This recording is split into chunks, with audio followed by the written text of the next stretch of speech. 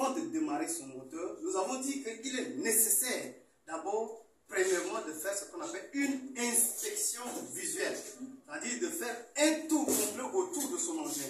Vérifier au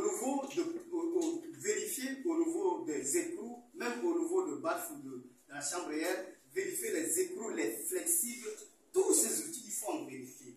Et il faut aussi faire ce qu'on appelle le contrôle des outils d'attaque au sol, c'est-à-dire nous avons tel que la lame, nous avons les roues, nous avons tous ces outils, il faut contrôler avant de monter sur son engin. Le troisième contrôle, c'est le contrôle de vérifier aussi les fuites de l'huile et du liquide de refroidissement. Tout ce contrôle, il faut en vérifier. Et le troisième niveau, c'est de voir est-ce que les liquides de refroidissement sont entre le maximum et le minimum, et aussi le liquide de refroidissement est aussi entre le maximum et le minimum. Voici ce que un bon conducteur doit faire. Mais il y a aussi le comportement à adopter avant, pendant et après la prise de pause. C'est ce qui est nécessaire que je voudrais mentionner ici. Avant que nous puissions monter à la cabine, nous devons utiliser la règle de 3 appuis. C'est-à-dire utiliser le marchepied et aussi la main courante pour accéder à la cabine. Et lorsque nous accédons à la cabine, nous devons avoir le réflexe aussi d'ajuster d'abord notre chaise et aussi ajuster les rétroviseurs. Le rétroviseur central, en plus les 2 rétroviseurs de dehors, et en dernière étape de serrer très bien notre ceinture de sécurité.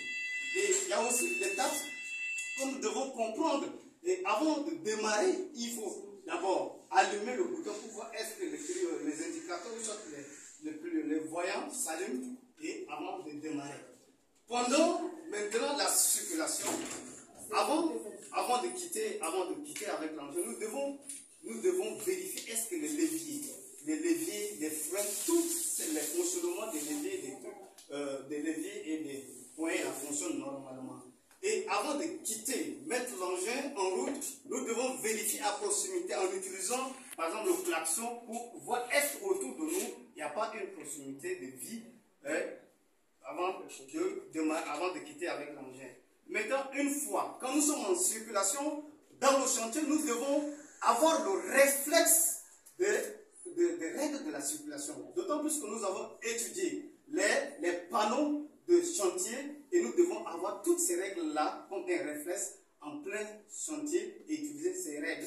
Maintenant, à la fin de prise de pause, ce que nous devons faire, c'est de chercher un espace plat pour pouvoir amener notre engin là et déposer tous les engins d'attaque au sol, les engins d'outils d'attaque au sol.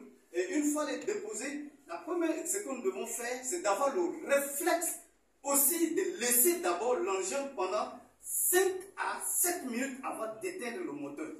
Et une fois, pendant ce moment, nous devons identifier, relever aussi notre compteur horaire. Si c'est en kilométrage ou soit en horaire, nous devons relever. C'est très important pour un bon conducteur. Et ce que nous devons faire, c'est d'avoir tous ces réflexes-là pour que nous puissions être un bon conducteur. Et ce que je voudrais ajouter aussi, c'est la méthodologie, les tâches confiées en plein chantier. Est-ce que nous respectons